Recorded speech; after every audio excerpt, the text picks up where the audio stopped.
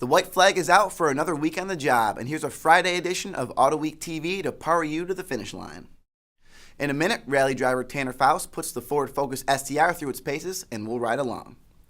But let's dump the clutch and get to some news from the car world. The redesigned 7th generation Chevy Corvette has been captured while being put through some winter testing. These prototypes of the C7 Vet are wearing plenty of camouflage, but we can still make out some key details. Some of them are a longer wheelbase, which is particularly noticeable up front with increased space between the front rail and the dashboard. Also a set of quad tailpipes arranged in a straight line with no space in between. And check out those interesting vent ports in the camo on the rear fenders. We're not sure the GM is just trying to fake us out with those. The C7 Corvette is expected to go on sale late next year as a 2014 model, but we may get our first clean look during the next year's Detroit Auto Show. Alright, have you bought your Super Bowl squares yet? Of course not, it's too early. But car makers are already jockeying for attention for their ads during the game broadcast. Volkswagen has decided to stick with the Star Wars theme. We're sure you remember last year's spot for the Passat with a pint-sized Darth Vader. Here's a teaser for one of this year's VW ads. It's titled The Bark Side.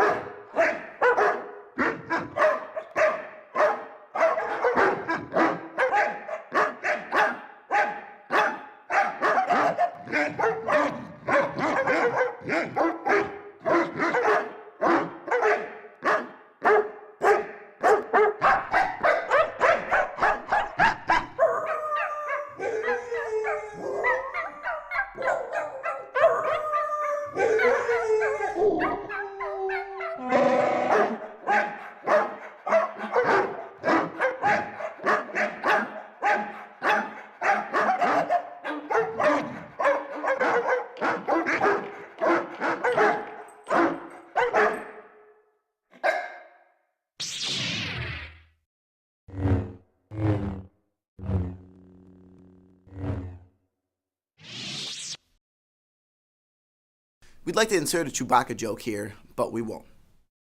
Mini is celebrating the Olympic Games visit to London this year with a pair of limited edition models. The Mini Baker Street puts a pair of black stripes on a gray-colored Mini. The interior is loaded with goodies such as air conditioning and a leather-wrapped steering wheel.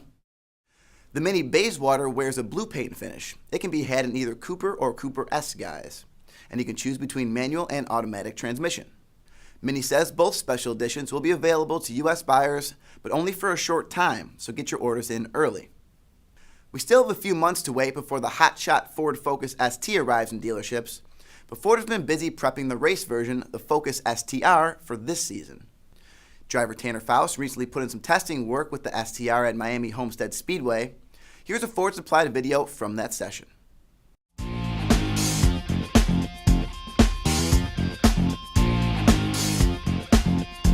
So we made it to the Homestead Miami Speedway, and not really any other cars here except for the Ford Focus STR. This whole track, this place is huge just for this car.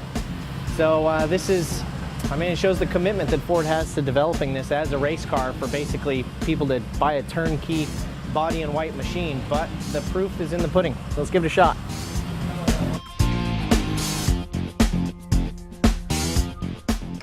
I'll be honest with you, I had no idea what went into the Ford Racing cars that were developed by Ford Racing specifically. I mean, you see cars being raced all the time that are Fords, but when Ford Racing gets behind it, there's just so much to it. And for Ford to be so stuck on using production parts in their race versions is, I think it says a lot about the brand.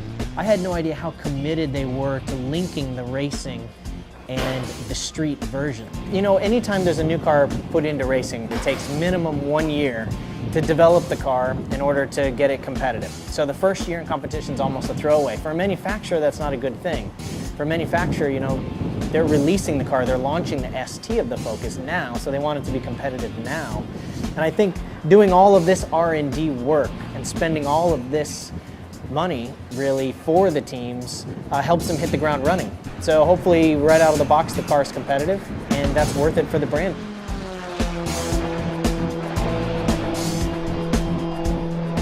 the fact that Ford is tying racing to the Focus, I think shows their commitment to join the rest of the world's perspective that small cars are performance cars. In this country, we don't see it like that. We see Mustangs and Camaros and muscle cars and things like that as sports cars, but the rest of the world sees the small cars. The 2-liter turbocharged version is the hot version, you know? So with racing the Fiesta in Rallycross and at X Games that I do, and then bringing the Focus, really kickstarting the Focus in its road racing career in the US by doing all of this testing and tuning for the teams, I think Ford has really showed its commitment to make small cars cool in the States.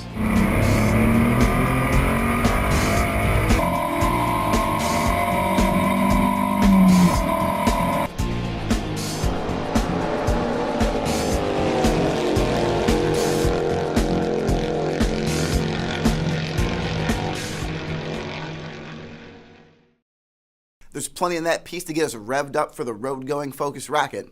We just hate the waiting part. Okay, that wraps it up for another week. Remember, you can keep up with the highlights from all the auctions in Arizona this weekend at Autoweek.com. We'll see you back here on Monday. Now, I'm off to enjoy the drive, and you should too. Thanks for watching today's edition of Autoweek TV. Be sure to catch all the latest car enthusiast news on Autoweek.com, in Autoweek magazine, and in Autoweek's iPad edition.